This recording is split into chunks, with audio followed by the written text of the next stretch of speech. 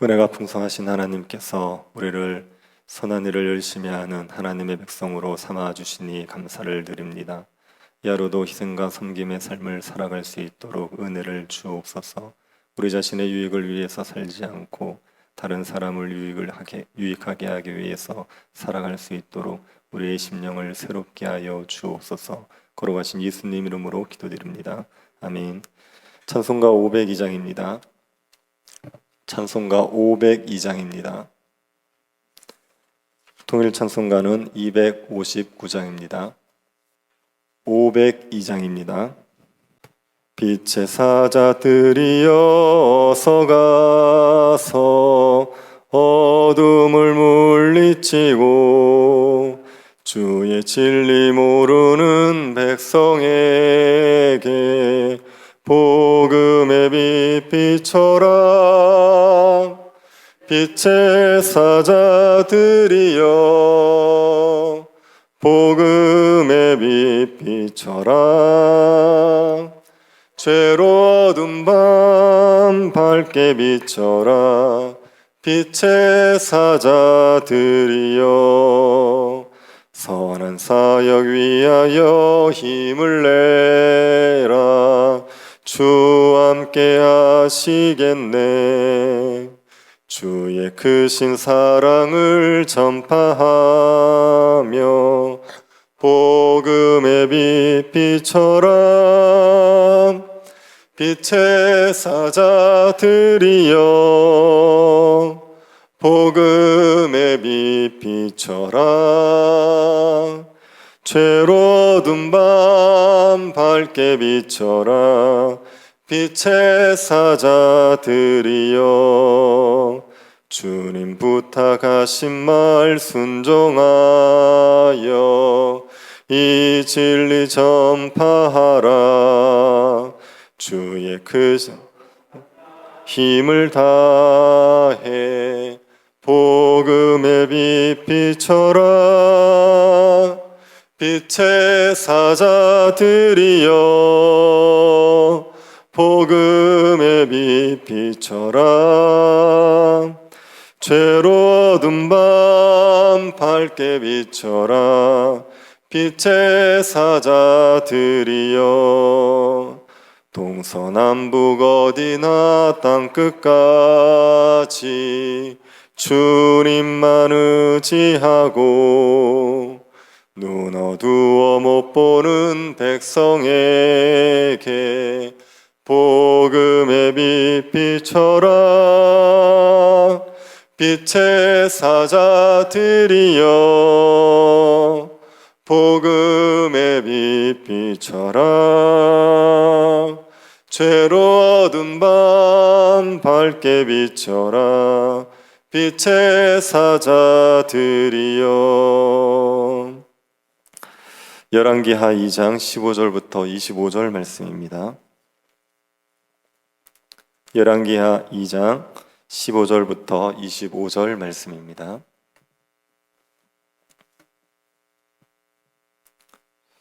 이 장 15절부터 25절 말씀 찾으셔서 한 절씩 교도하겠습니다. 찾으셨으면 교도하겠습니다.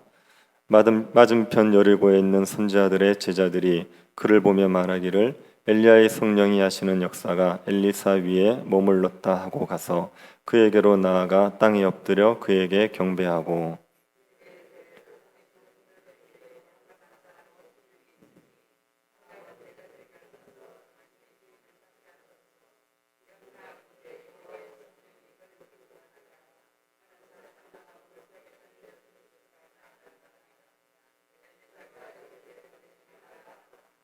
무리가 그를 부끄러워하도록 강청하매 보내라 한지라. 그들이 50명을 보냈더니 사흘 동안 잣대 발견하지 못하고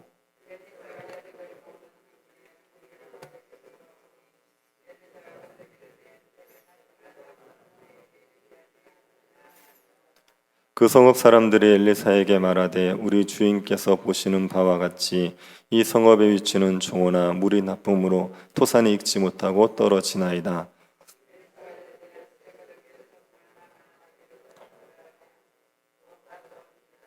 엘리사가 물 근원으로 나아가서 소금을 그 가운데에 던지며 이르되 여호와의 말씀이 내가 이 물을 고쳤으니 이로부터 다시는 죽음이나 열매 맺지 못함이 없을지니라 하셨느니라 하니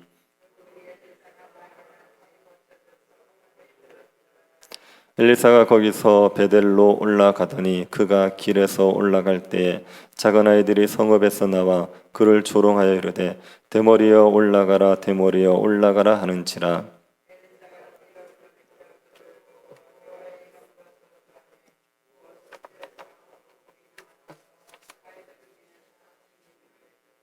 같이 보겠습니다. 엘리사가 거기서부터 갈멜산으로 가고 거기서 사마리아로 돌아왔더라. 아멘. 엘리야가 승천하고 나서 엘리사가 엘리야의 사역을 이어받습니다. 엘리사는 엘리야가 떨어뜨린 겉옷으로 요단을 가르면서 자신이 엘리야의 후계자라는 사실을 증명했습니다. 선지자의 제자들은 요단을 건너 가르로 지러오는 엘리사를 엘리야의 후계자로 인정합니다. 엘리야의 성령이 하시는 역사가 엘리사 위에 머물렀다 하면서 엘리사 앞에 엎드려 경배를 했습니다. 엘리사가 엘리야의 후계자로 사역을 할 수 있게 된 것은 엘리야의 성령이 하시는 역사가 엘리사 위에 머물렀기 때문입니다. 엘리야가 수많은 기적을 행했습니다. 그런데 그것은 성령의 역사였습니다. 그 성령이 엘리사 위에 머무면서 엘리사도 요단을 가를 수 있었고 엘리야의 사역을 이어받을 수 있었습니다. 선지자의 제자들은 엘리사를 엘리야의 후계자로 인정하면서도 엘리야의 승천에 대해서는 확신을 하지 못했습니다. 선지자의 제자들은 엘리사에게 50명의 용감한 사람을 보내서 엘리야를 찾게 해달라고 합니다. 이들은 하나님의 성령이 엘리야를 들고 가다가 산이나 어느 골짜기에 던졌을 것이라고 생각을 했습니다. 이들은 회오리 바람이 일어나서 엘리야를 데리고 간 것이 하나님의 성령이라는 것을, 성령의 역사라는 것은 인정했습니다. 하지만 엘리야가 죽음을 보지 않고 하늘로 올라갔을 것이라고는 생각하지 않았습니다.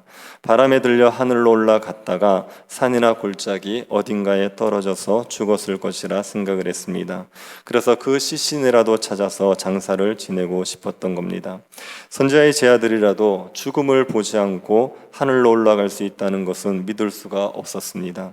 하나님께서 살아계시고 하나님께서 기적을 행하실 수 있다는 것은 믿어도 살아있는 사람의 승천은 믿기가 어려웠습니다. 하지만 엘리사는 엘리야가 하나님이 엘리야를 하늘로 데려가셨다고 믿습니다. 그래서 엘리야의 시체라도 찾겠다는 선지자의 제자들을 말립니다. 갈 필요가 없다고 했습니다. 그런데 선지자의 제자들이 워낙 간청을 하니까 50명을 보내길 허락했습니다. 50명의 사람들은 사흘 동안 산이나 골짜기를 샅샅이 뒤졌습니다. 하지만 어디에도 엘리야의 시신을 발견할 수 없었습니다. 선지자의 제자들은 엘리야의 승천을 믿지 못했지만 엘리사는 엘리야의 승천을 믿었습니다. 하나님께서 엘리야를 죽음을 통과하지 않고 산채로 하늘로 데려가셨다는 것을 믿었습니다. 우리가 보기에 엘리야와 엘리사 같은 사람들은 특별한 능력이 있는 사람이라는 생각이 듭니다. 수많은 기적을 행했으니까 특별한 능력이 있다 이런 생각이 들지요. 그런데 엘리야나 엘리사가 기적을 행한 것이 아니지요. 엘리야와 엘리사와 함께 하셨던 성령께서 기적을 행하신 겁니다. 엘리야와 엘리사의 특별한 점이 있다면 그들의 믿음입니다. 그들은 하나님을 믿었습니다. 하나님은 죽은 자도 살리시고 불을 내리기도 하시고 비를 내리기도 하시고 요단을 가르칠 수 있다는 것을 믿었습니다. 엘리사가 엘리야의 후계자로 사역을 할 수 있었던 것도 믿음입니다. 하나님께서 살아계셔서 살아있는 사람도 하늘로 데려가실 수 있다는 믿음, 하나님은 능치 못할 일이 없다는 믿음입니다. 그 믿음이 있었기 때문에 하나님의 종으로 쓰임받을 수가 있었습니다. 엘리야와 엘리사와 함께 하셨던 성령은 오늘날 우리와도 함께 하십니다. 우리가 하나님의 능력을 믿는다면 우리를 통해서도 성령의 역사들은 얼마든지 일어나게 됩니다. 그래서 우리가 능력이 있는가 보다는 믿음이 있는가를 점검해 보셔야 됩니다. 하나님이 능치 못할 일이 없다는 것을 믿고 있는지 점검해 보셔야 합니다. 선지자의 제자들처럼 하나님을 믿는다고 하면서도 하나님의 능력을 제한하고 있지 않습니까? 하나님이 살아있는 사람을 하늘로 데려가는 일은 못하실 것이다 이렇게 생각하지 않습니까? 하나님이 믿음이 없이는 하나님을 기쁘시게 할 수 없습니다. 하나님이 능치 못할 일이 없다는 것을 믿으셔야 합니다. 매일매일 새벽에 기도하실 때 무엇이 하나님의 뜻인지를 분별하시면서 기도하십시오. 그리고 하나님의 뜻에 합당한 간구라면 하나님이 반드시 응답하실 줄을 믿고 간구하시기 바랍니다. 믿음으로 간구하면 하나님께서 응답하십니다. 엘리사는 하나님에 대한 견고한 믿음을 가지고 사역을 시작했습니다. 엘리사가 엘리야의 후계자로서 사역을 시작하면서 두 가지의 기적을 행합니다. 첫 번째는 여리고성의 물을 고치는 기적을 행했습니다. 엘리사가 여리고에 머무는 동안 성읍 사람들이 엘리사를 찾아옵니다. 그리고 여리고성은 위치가 좋은데 물이 나빠서 토산이 익지 못하고 떨어진다고 했습니다. 그러니 사람들이 먹고 살기가 어렵습니다. 농사가 잘 되지 않으니 먹을 것이 없어서 힘듭니다. 물이 나빠서 농작물이 병드는 상황이니 사람들은 괜찮겠습니까? 나쁜 물을 마시면서 사람들도 병들어 죽어가는 것이요. 여리고성은 물 때문에 고통을 겪고 있었습니다. 이 말을 들은 엘리사가 물 근원으로 갑니다. 물 근원으로 가서 소금을 그 가운데 던지죠. 그러면서 여호와의 말씀을 선포합니다. 내가 이 물을 고쳤으니 이로부터 다시는 죽음이나 열매 맺지 못함이 없을지니라. 이 말대로 물이 고쳐져서 죽음과 열매 맺지 못하는 일이 사라졌습니다. 하나님께서 여리고성의 물을 고치셔서 죽음과 열매 맺지 못하는 재앙에서 건져주셨습니다. 엘리야는 죽음과 열매 맺지 못하는 재앙으로 고통을 겪고 있는 여리고성을 구원해 주는 일을 했습니다.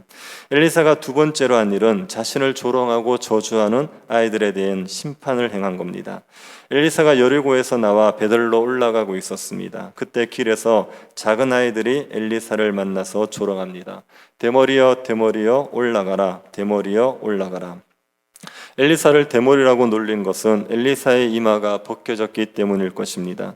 엘리사가 일부러 대머리처럼 머리를 깎은 것 같지는 않습니다. 율법에는 죽은 자를 위해서라도 머리털을 밀지 못하게 하고 있기 때문에 선지자들이 머리를 대머리처럼 밀었던 것 같지는 않습니다. 머리털을 밀지 못하게 대머리처럼 머리를 밀렸던 것 같지는 않습니다.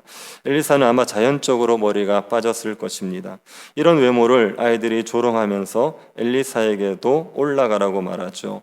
올라가라는 말은 엘리야가 승천한 것처럼 너도 승천을 해보라는 겁니다. 이 아이들은 하나님이 엘리야를 하늘로 데려갔다는 것을 믿지 않습니다. 이런 말도 안 되는 이야기를 믿는 사람들을 어리석은 사람 취급하는 겁니다. 그래서 너희 스승 엘리야가 승천했다고? 그렇다면 대머리야 너도 한번 올라가 봐라, 그렇게 조롱을 한 겁니다. 이 말을 들은 엘리사가 그들을 여호와의 이름으로 저주하지요. 그러자 수풀에서 암콤 둘이 나와서 아이들 42명을 찢어 죽였습니다. 엘리사를 조롱한 아이들을 하나님이 심판하신 겁니다. 엘리사가 자신을 조롱한 아이들을 저주해서 암콤에게 찢겨 죽게 한 것은 너무 심하다 하는 생각이 들 수 있습니다. 그런데 엘리사를 조롱한 아이들은 철부지 어린아이들이 아닙니다.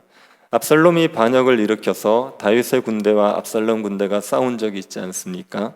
다윗의 군대가 승리하고 돌아왔을 때 다윗이 자신의 아들 압살롬의 안부를 물으면서 이렇게 말합니다. 소년 압살롬이 잘 있느냐? 여기에서 소년이라고 번역된 단어가 아이들로 번역된 단어와 같은 단어입니다. 그러니 엘리사를 조롱한 아이들은 철부지 아이들이 아니라 사리 분별을 할 수 있는 청년들입니다. 그런데 엘리사를 조롱을 한 거죠. 엘리사를 조롱한 것은 하나님을 조롱한 겁니다. 하나님의 사랑을 조롱하고 하나님이 하신 일을 조롱하는 게 하나님을 조롱한 겁니다. 그래서 심판을 받은 겁니다. 엘리사는 하나님을 불신하고 하나님을 조롱거리로 삼은 자들을 심판하는 사역을 했습니다. 엘리사가 엘리야의 후계자가 되고 나서 행한 일은 두 가지입니다. 죽음과 열매 맺지 못하는 재앙으로 고통받고 있는 여리고성을 구원해 준 일과 하나님을 불신하고 조롱하는 자들을 심판하는 일, 이 두 가지를 했습니다. 엘리사는 구원과 심판의 두 가지 일을 했습니다. 이 두 가지가 엘리사가 앞으로 해야 할 사역입니다.